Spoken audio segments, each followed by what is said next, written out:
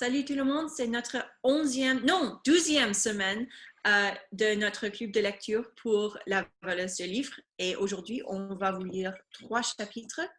On a le sermon de Liselle, le dormeur et l'échange de cauchemars. Et c'est un peu plus long aujourd'hui. Alors, attendez, on va tout lire pour vous. Et après, comme d'habitude, on aura quelques questions pour vous. So today is week 12 of our book club for The Book Thief. I can't believe it's been 12 weeks already. And we're reading Liesel's lecture, The Sleeper, and The Swapping of Nightmares. It's a little bit longer than what we usually do because one of the chapters is quite long, so bear with us. But we'll lead you along the way, and we have questions for you as usual. And if you have any comments or questions, you can always write them in the comment section, and we'll do our best to answer you guys. And Sasha is going to start us off. D'accord. Alors, on commence avec le sermon de Liselle. Savoir qui étaient exactement Hans et Rosa Huberman n'était pas chose facile. Des gens gentils, des gens ridiculement ignorants, des gens d'une santé mentale contestable, il est plus aisé de définir la pénible situation dans laquelle ils se trouvaient.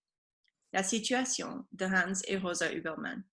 Très difficile, effectivement, et même épouvantablement difficile. Quand un juif débarque chez vous au petit matin dans le berceau du nazisme, on peut raisonnablement s'attendre à devoir affronter des niveaux élevés de malaise, l'angoisse, l'incrédulité, la paranoïa, chacune ayant ses propres effets et chacune conduisant à se dire que les conséquences n'auront rien d'un lit de rose. La peur est quelque chose qui irradie. On la voit de manière impitoyable. Il faut toutefois souligner que malgré peur qui irradiait dans l'ombre, ils ne cédèrent pas à l'affolement. Maman renvoie Liselle dans sa chambre. Bête, Zalmensch, d'un ton calme mais ferme, très inhabituel. Papa rejoignit la fillette peu après. Il souleva les couvertures du lit vacant. Allez, Liselle, tout va bien? Oui, papa. Comme tu vois, nous avons un visiteur. Elle devinait à peine la haute silhouette d'Hans Huberman dans l'obscurité. Il va dormir ici cette nuit. Bien, papa. Quelques minutes plus tard, Max Vandenberg entra dans la chambre, opaque et silencieuse. Il ne respirait pas. Il ne bougeait pas. Sans qu'elle sût comment, il alla pourtant du seuil au lit et fut sous les couvertures. Tout va bien? Cette fois, papa s'adressait à lui. La réponse de Max flotta dans l'air avant de se coller au plafond comme une tache, tant il se sentait honteux. Oui, merci. Il le répéta, tandis que papa allait s'installer comme à son habitude sur la chaise à côté du lit de Liselle. Merci. Liselle mit 1 heure à se rendormir. Elle dormit profondément et longtemps. Un peu après 8h30, une main la secoua. La voix qui correspondait à cette main l'informa qu'elle n'irait pas à l'école ce jour-là. Apparemment, elle était souffrante. Lorsqu'elle s'éveilla complètement, elle observa l'étranger couché dans le lit d'en face. Seules ses mèches de cheveux, toutes sur le même côté, dépassaient sur la couverture, et il ne faisait pas le moindre bruit en dormant, comme s'il était entraîné à être silencieux jusque dans son sommeil. Avec précaution, elle passa à côté de lui et suivit papa dans le couloir. Pour la première fois, la cuisine était assoupie. Maman se taisait. Il régnait une sorte de silence stupéfié, inaugural. Au grand soulagement de Liselle, il fut rompu au bout de quelques minutes. Le petit déjeuner était prêt. Maman annonça la priorité du jour. Assise à la table, elle déclara « Liselle, aujourd'hui, papa va te dire quelque chose. » C'était sérieux. Elle n'avait même pas dit Zalmensch. Une sorte d'abstinence qu'elle s'imposait. Il va te parler, tu devras écouter, c'est clair? Liselle était en train d'avaler. C'est clair, Zalmensch? C'était mieux. La fillette fit oui de la tête. Lorsqu'elle regagna sa chambre pour y prendre ses vêtements, l'homme couché dans l'autre lit s'était retourné et placé en chien de fusil. Il ne ressemblait plus à une sorte de bûche, mais à un Z tracé sous les couvertures. Elle distinguait maintenant son visage sous le faible éclairage. Il avait la bouche ouverte et sa peau était couleur coquille d'œuf. Une barbe naissante couvrait sa mâchoire et son menton, et ses oreilles étaient pointues et aplaties. Il avait un nez petit mais bosselé. « Liesel !» Elle se retourna. « Bouge-toi !» Elle alla dans la salle d'eau. Après s'être changée, elle passa dans le couloir, consciente qu'elle ne pourrait aller bien loin. Papa se tenait devant la porte du sous-sol. Il lui adressa un pâle sourire, alluma la lampe et descendit les marches devant elle. Dans les odeurs de peinture, papa lui dit de s'installer confortablement au milieu des bâches de protection. La lumière éclairait les mots qu'elle avait appris et peints sur le mur. Il faut que je t'explique certaines choses. Liesel sat on top of a meter-tall heap of drop sheet, Papa on a 15-liter paint can. For a few minutes he searched for the words. When they came, he stood to deliver them. He rubbed his eyes. Liesel, he said quietly, I was never sure if any of this would happen, so I never told you. About me, about the man upstairs. He walked from one end of the basement to the other, the lamplight magnifying his shadow. It turned him into a giant on the wall, walking back and forth. When he stopped pacing, his shadow loomed behind him, watching. Someone was always watching. You know my accordion, he said, and there the story began. He explained World War I and Erich Vandenberg, and then the visit to the fallen soldier's wife. The boy we came into the room that day is a man upstairs. Versace, understand? The book thief sat and listened to Hans Superman's story. It lasted a good hour until the moment of truth, which involved a very obvious and necessary lecture. Listen, Liesel, you must listen. Papa made her stand up and held her hand. They faced the wall. Dark shape and the practice of words. Firmly, he held her fingers. Remember the Führer's birthday, when we walked home from the fires that night? Remember what you promised me? The girl concurred. To the wall she said, that I would keep a secret. That's right. Between the hand-holding shadows, the painted words were scattered about, perched on their shoulders, resting on their heads and hanging from their arms. Liesel, if you tell anyone about the man up there, we will all be in big trouble. He walked to the fine line of scaring her into oblivion and soothing her enough to keep her calm. He fed her the sentences and watched with his metallic eyes. Desperation and placidity.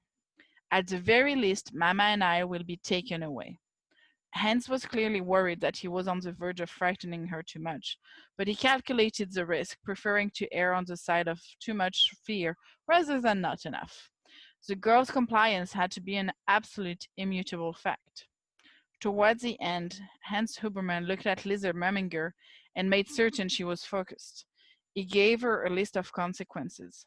If you tell anyone about that man, her teacher, Rudy, didn't matter whom, what mattered was that all were punishable. For starter, he said, I will take each and every one of your books and I will burn them. It was callous. I'll throw them in the stove or the fireplace. He was certainly acting like a tyrant, but it was necessary. Understand? The shock made a hole in her, very neat, very precise. Tears welled. Yes, Papa. Next, he had to remain hard, and he needed to strain for it. They'll take you away from me. Do you want that? She was crying now, in earnest. Nein. Good. His grip on her hand tightened. They'll drag that man up there away, and maybe Mama and me too, and we will never, ever come back. And that did it. The girl began to sob so uncontrollably that Papa was dying to pull her into him and hug her tight. He didn't. Instead, he squatted down and watched her directly in the eyes. He unleashed his quietest words so far. Verstehst du mich? Do you understand me? The girl nodded. She cried, and now, defeated, broken, her Papa held her in the painted air and the kerosene light. I understand, Papa, I do. Her voice was muffled against his body, and they stayed like that for a few minutes. Liesel was with squashed breasts and Papa rubbing her back. Upstairs, when they returned, they found Mama sitting in the kitchen, alone and pensive. When she saw them, she stood and beckoned Liesel to come over, noticing the dried-up tears that streaked her. She brought the girl into her and hipped a typically rugged embrace around her body.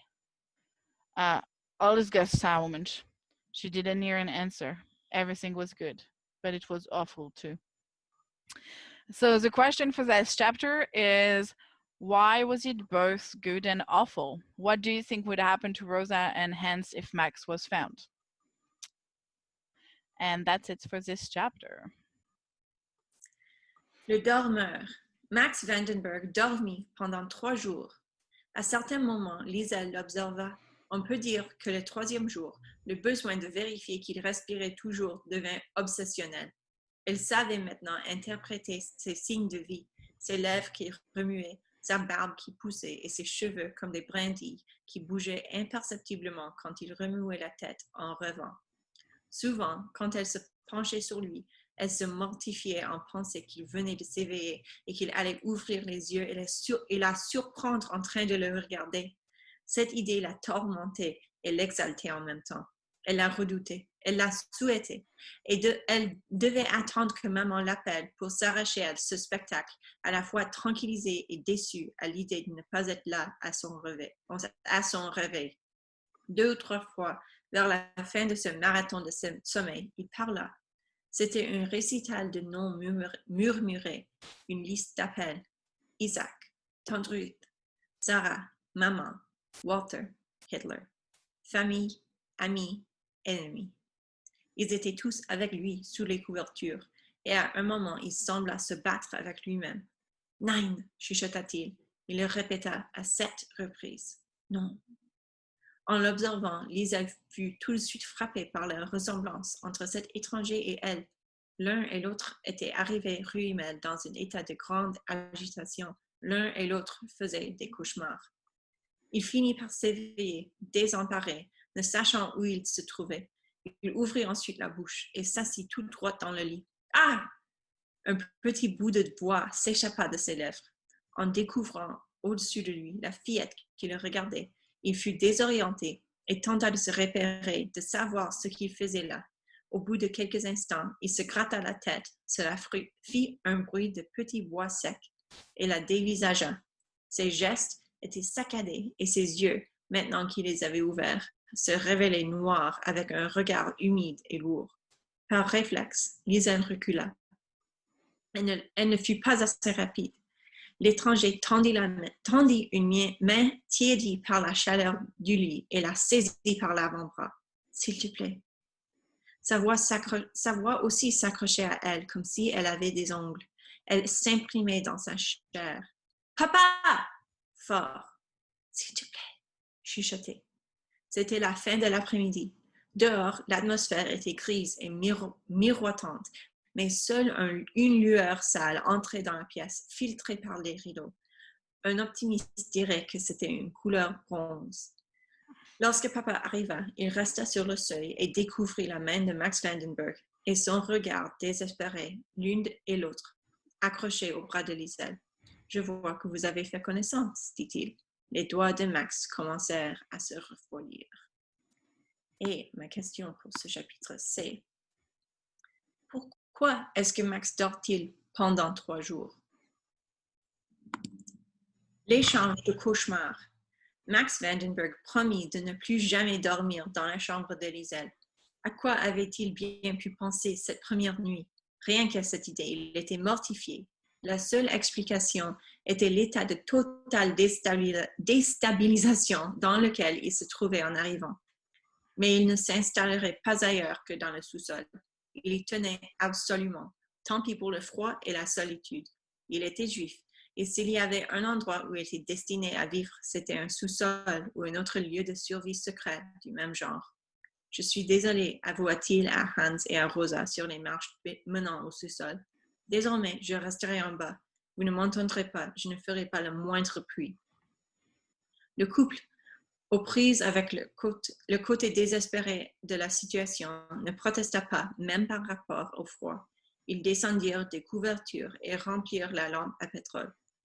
Rosa reconnut qu'elle ne pourrait pas lui donner grand-chose à manger, et Max la pria surtout de ne lui laisser que quelques miettes, et encore si personne d'autre ne les voulait.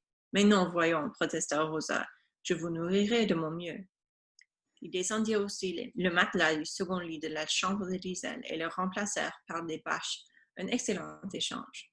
Hans et Max déposèrent le matelas en dessous des marches et édifièrent un mur de bâches de protection sur leur côté. Elles étaient suffisamment hautes pour dissimuler l'entrée triangulaire dans sa totalité, et au moins pouvait-on les ôter facilement si Max avait besoin de l'air. Papa s'excusa. C'est pathétique, je le reconnais. Vraiment, c'est mieux que rien, répondit Max. Je ne le mérite pas, merci. Avec quelques pots de peinture placés de manière stratégique, on pouvait croire qu'il s'agissait d'un tas d'objets inutiles posés dans un coin pour dégager le reste de la pièce. Hans en convenait. Évidemment, il suffirait de déplacer quelques pots et d'ôter une ou deux bâches pour détecter la présence du juif. Espérons que ça fera l'affaire, conclut Hans. Il le faut, dit Max en se glissant dans sa cachette. Puis il répéta une dernière fois. Merci. Merci. Ce mot était le plus pitoyable que Max Vandenberg put prononcer avec « je suis désolé ». L'un et l'autre lui venaient sans cesse aux lèvres sous le poids de la culpabilité. Combien de fois, au cours de ses premières heures d'éveil, eut-il envie de quitter ce sous-sol et de s'en aller? Des centaines sans doute. Mais ce n'était qu'un désir fugitif à chaque fois, ce qui rendait les choses pires encore. Il avait une envie folle de s'en aller, ou du moins, il avait envie d'avoir envie de s'en aller. Mais il savait qu'il ne le ferait pas. C'était à quelque chose près de la même situation que lorsqu'il avait laissé les siens à Stuttgart, sous le voile d'une loyauté forgée de toutes pièces. Vivre. Vivre, c'était vivre, au prix de la honte et de la culpabilité. Au cours des premiers jours que Max passa dans le sous-sol, Liesel n'eut pas affaire à lui. Elle niait son existence. Ses cheveux froissés, ses doigts froids et glissants, sa présence torturée. Maman et papa. Il y avait chez eux beaucoup de gravité et une impuissance à prendre un certain nombre de décisions. Ils se demandèrent s'ils pouvaient installer Max Vandenberg ailleurs. Oui, mais où? No reply. In this situation, they were friendless and paralyzed. There was nowhere else for Max Vandenberg to go. It was them, Hans and Rosa Huberman. Liesel had never seen them look at each other so much or with such solemnity. It was they who took the food down and organized an emptied paint can for Max's excrement. The content would be disposed of by Hans as prudently as possible. Rosa also took him some buckets of hot water to wash himself. The Jew was filthy. Outside, a mountain of cold November was waiting at the front door each time Liesel left the house. Drizzle came down in spades. Dead leaves were slumped on the road. Soon enough, it was the book thief's turn to visit the basement. They made her. She walked tentatively down the steps, knowing that no words were required. The scuffing of her feet was enough to arouse him. In the middle of the basement, she stood and waited, feeling more like she was standing in the center of a great dusky field. The sun was setting behind a crop of harvested drop sheet. When Max came out, he was holding Mein Kampf. Upon his arrival, he'd offered it back to Hans Huberman, but was told he could keep it. Naturally, Liesel, while holding the dinner, couldn't take her eyes off of it. It was a book she had seen a few times at the BDM, but it hadn't been read or used directly in their activities. There were occasional references to its greatness, as well as promises that the opportunity to study it would come in later years as they progressed into the more senior Hitler Youth Division. Max, following her attention, also examined the book. She whispered. There was a queer strand in her voice, planned off and curly in her mouth. The Jew moved only his head a little closer. Beide? Excuse me? She handed him the pea soup and returned upstairs, red, rushed, and foolish. Is it a good book? She practiced what she'd wanted to say in the washroom, in the small mirror. The smell of urine was still about her, as Max had just used the paint can before she'd come down. So einganschend, she thought. What a stink. No one's urine smelled as good as your own. The days hobbled on. Each night before the descent into sleep, she would hear Mama and Papa in the kitchen discussing what had been done, what they were doing now, and what needed to happen next. All the while, an image of Max hovered next to her. It was always the injured, thankful expression on his face and the swamp-filled eyes. Only once was there an outburst in the kitchen. Papa. I know! His voice was abrasive, but he brought it back to a muffled whisper in a hurry. I have to keep going, though, at least a few times a week. I can't be here all the time. We need the money, and if I quit playing theirs, they'll get suspicious. They might wonder why I've stopped. I told them you were sick last week, but now we have to do everything like we always have. Therein lay the problem. Life had altered in the wildest possible way, but it was imperative that they act as if nothing at all had happened. Imagine smiling after a slap in the face, then think of doing it 24 hours a day. That was the business of hiding a Jew.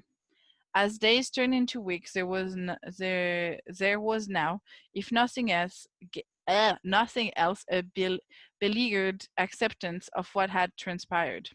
All the result of war, a promised keeper, and one piano accordion. Also, in the space of just over half a year, the Ubermans had lost a son and gained a replacement of epically dangerous proportions. What shocked Liesel most was the change in her Mama. Whether it was the calculated way in which she divided the food, or the considerable muzzling of her notorious mouth, or even the gentler expression on her cardboard face, one thing was becoming clear. An attribute of Rosa Huberman, she was a good woman for a crisis. Even when the arthritic Elena Schmitz canceled the washing and ironing service a month after Max's debut on Himmel Street, she simply sat at the table and brought the bowl toward her. Good soup tonight. The soup was terrible.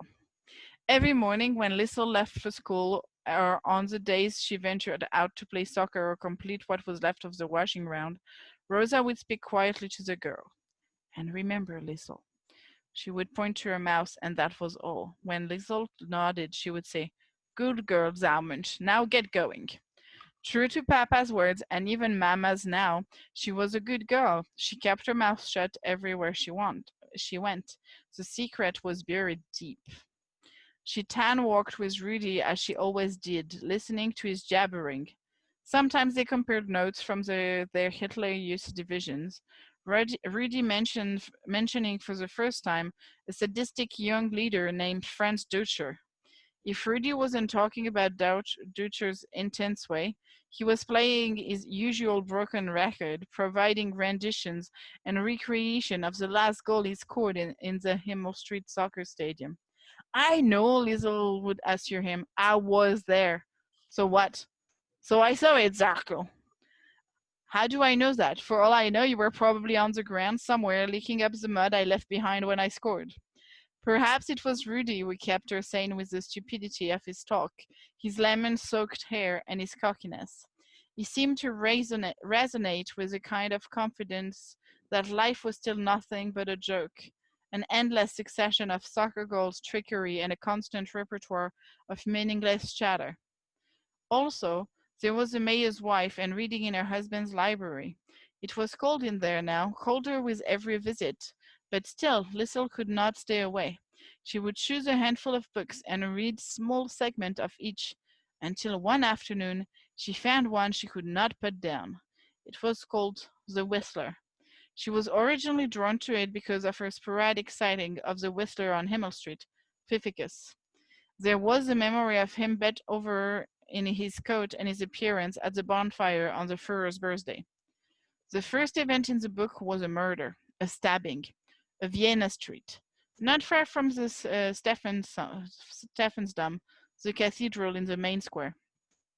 A small excerpt from the Whistler. She lay there, frightened, in a pool of blood, a strange tune singing in her ear. She recalled the knife in and out, and a smile. As always, the Whistler had smiled as he ran away into a dark and murderous night. Liesel was unsure whether it was the word or the open windows that caused her to tremble. Every time she picked up or delivered from the mayor's house, she read 3 pages and shivered, but she could not last forever. Similarly, Max Vanderburg could not withstand the basement much longer. He didn't complain, he had no right, but he could slowly feel himself deteriorating in the cold. As it turned out, his rescue owed itself to some reading and writing, and a book called The Shoulder Shrug. Liesel said to Hans one night, "Come on." Since Max's arrival, there had been a considerable hiatus in the reading practice of Liesel and her papa. He clearly felt now was a good time to resume. "Nacum," he told her. "I don't want you slacking off. Go and get one of your books. How about The Shoulder Shrug?" L'ennui dans tout ça, c'est que lorsqu'elle revint avec le livre, papa lui fit signe de le suivre à l'endroit où ils avaient l'habitude de travailler ensemble, au sous-sol. Mais papa, protesta-t-elle, nous ne pouvons pas. Quoi donc, il y a un monstre en bas? On était début décembre et la journée avait été glaciale. À chaque marche descendue, le sous-sol devenait de plus en plus inhospitalier. Il fait trop froid, papa. Cela ne t'a pas gêné jusqu'à maintenant? C'est vrai, mais il ne faisait pas aussi froid. Au bas de l'escalier, papa chuchota à l'intention de Max. Est-ce qu'on peut vous emprunter la lampe? Il y eut de l'agitation parmi les bâches et les pots de peinture, et la lampe changea de main. Le regard fixé sur la flamme, Hans eut un hochement de tête qui fit suivre d'un « Ist ja vanischen, net? C'est dément, non? » Avant que la main de Max n'eût eu le temps de remettre les bâches en place, il s'en saisit. « Venez, Max, je vous en prie. » Lentement, les bâches furent repoussées et le visage émacié et le corps maigre de Max Vandenberg apparut. Il resta là, frissonnant dans la lumière chargée d'humidité. Hans toucha son bras pour l'inciter à se rapprocher. « Jésus, Marie, Joseph, vous ne pouvez pas rester ici. Vous allez mourir de froid. » Il se retourna. « Liesel, va remplir la baignoire. Pas trop chaude l'eau, juste comme lorsqu'elle commence à refroidir. » Liesel se précipita. « Jésus, Marie, Joseph !»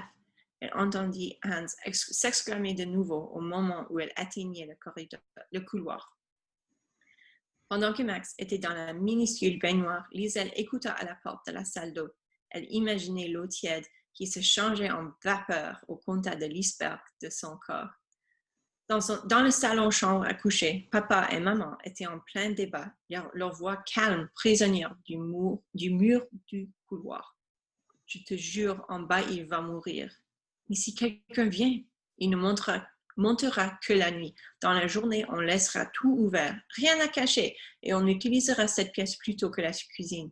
Mieux vaut ne pas être trop près de la porte d'entrée. » Silence. Puis maman, entendu. Puis, tu as raison. Si l'on prend un risque en aidant un juif, dit papa peu après, j'aimerais mieux que ce soit un juif en vie. Dès lors, une nouvelle routine fut mise en place. Chaque soir, on allumait le feu dans la chambre de papa et de maman, et Max apparaissait sans bruit. Il s'asseyait dans un coin, gêné et embarrassé par la gentillesse de ces gens, par la souffrance de la survie et aussi par l'éclat du foyer. Les rideaux hermétiquement fermés, il dormait par terre, un coussin sous la tête, tandis que les flammes cédaient la place au centre. Au matin, il retournait dans le sous-sol, un être humain sans voix, le rat juif de retour dans son trou. Noël arriva et avec lui un parfum de danger supplémentaire. Comme prévu, Hans Jr. ne se manifesta pas, ce qui était à la fois une bénédiction et une déception de mauvais augure. Mais Trudy vint, comme d'habitude. Par chance, tout se passa en douceur. Les vertus de la douceur. Max resta dans le sous-sol. Trudy ne se douta de rien. Il fut décidé que malgré son comportement raisonnable, on ne pouvait faire confiance à Trudy. Nous ne faisons confiance qu'aux personnes concernées, c'est-à-dire nous trois, déclara papa. Il y eut un repas un peu plus copieux et il dit à Max qu'il regrettait que ce ne soit pas sa religion, mais il s'agissait tout de même d'un rituel. Il ne se plaignait pas. Au nom de quoi l'aurait-il fait? Il expliqua qu'il était juif par le sang et par son éducation, mais aussi qu'être juif était maintenant, plus que jamais, une étiquette, un coup néfaste du sort. Il en profita pour dire aux Huberman qu'il était désolé de savoir que leur fils n'était pas venu les voir. Papa lui répondit qu'il n'y pouvait rien. Après tout, dit-il, comme vous devez le savoir, un jeune homme est encore un gamin, et un gamin a le droit d'être entêté de temps en temps. Ils n'allèrent pas plus loin dans la discussion. Les premières semaines où Max monta les retrouver devant le feu, il ne parla pas. Maintenant qu'il prenait un vrai bain par semaine, Liesel remarqua que ses cheveux ne ressemblaient plus à des brindilles, mais à des plumes qui se balançaient sur sa tête. Encore intimidée par l'étranger, elle en fit à mi-voix la réflexion à son papa. Il a des cheveux comme des plumes. Comment? Le crépitement des flammes avait déformé ses mots. J'ai dit qu'il avait des cheveux comme des plumes, chuchota-t-elle de nouveau, plus près cette fois. Hans lança un coup d'œil à Max et approuva de la tête. J'ai la certitude qu'il aurait aimé avoir le coup d'œil de Liesel. Ni l'un ni l'autre ne s'aperçut que Max avait tout entendu. De temps à autre, celui-ci apportait Mein Kampf et le lisait près du feu. Le contenu le faisait bouillir. La troisième fois où il arriva avec le livre, Liesel trouva enfin le courage de poser sa question. C'est bien? Il leva les yeux, ferma violemment le poing, puis détendit à nouveau les doigts. Balayant sa colère, il sourit à Liesel. Il souleva la couverture et la laissa retomber. C'est le meilleur livre qui soit. Il jeta un regard à papa, puis à Liesel, car il m'a sauvé la vie. La fillette s'agita un peu et croisa les jambes. D'un ton calme, elle demanda « Comment ?» C'est ainsi que le soir, dans le salon, commença la narration de l'histoire de Max, à voix tout juste assez haute pour être entendue. Peu à peu, le puzzle du boxeur juif s'assembla devant eux. Parfois, il y avait une note d'humour dans sa voix, même si physiquement, elle évoquait une friction, une pierre que l'on frotterait doucement sur un gros rocher. Elle était parfois profonde, parfois éraillée, et d'autres moments, elle se brisait.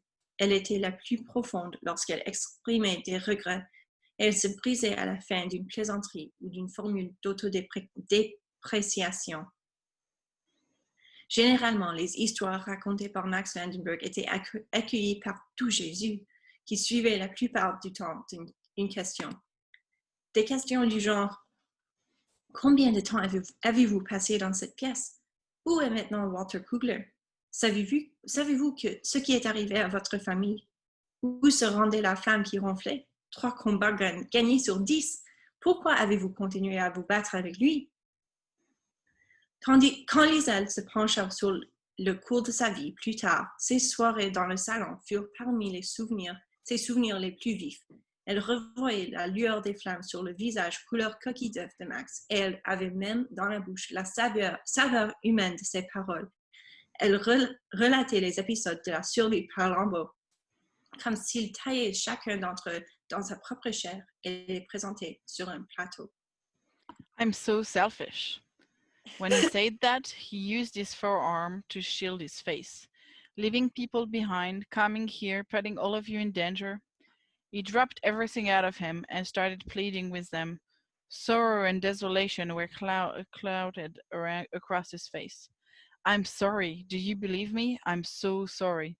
I'm so sorry. His arm touched the fire and he snapped it back. They all watched him, silent, until Papa stood and walked closer. He sat next to him. Did you burn your elbow? One evening, Hans, Max, and Liesel were sitting in front of the fire. Mama was in the kitchen. Max was reading Mein Kampf again. You know something, Hans said? He leaned towards the fire. Liesel is actually a good little reader herself. Max lowers the book, and she has more in common with you than you might think. Papa checked that Rosa wasn't coming. She likes a good fist fight too. Papa? Liesel at the height end of 11 and still rake skinny as she sat against the wall, was devastated. I've never been in a fight. Shh, Papa laughed. He waved at her to keep her voice down and tilted again, this time to the girl. Well, what about the hiding you gave Ludwig from Michael? Huh? She was caught.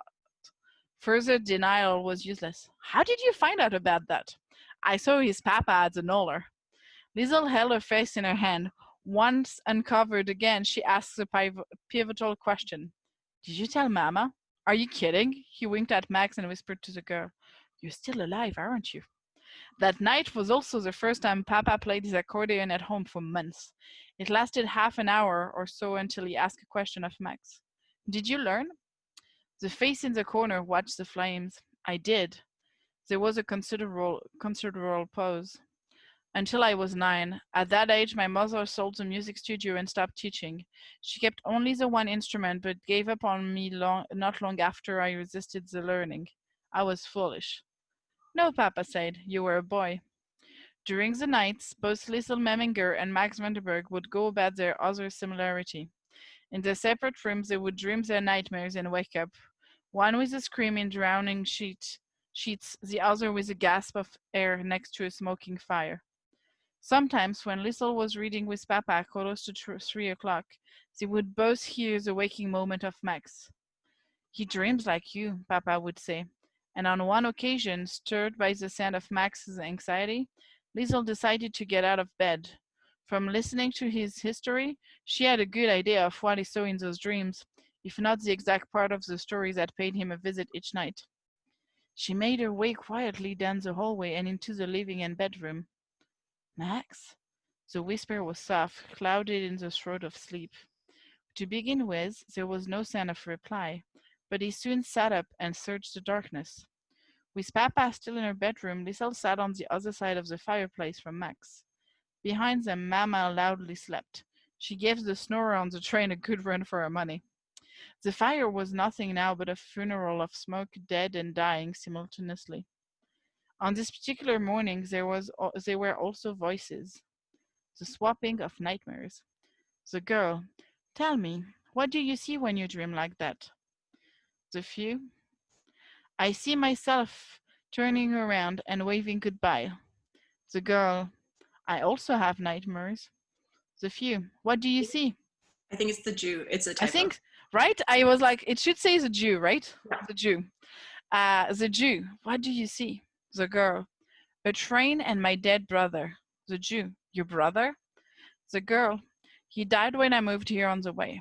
The girl and the Jew together. Ah, yes. It would be nice to say that after this small breakthrough, neither Liesel nor Max dreamed their bad visions again.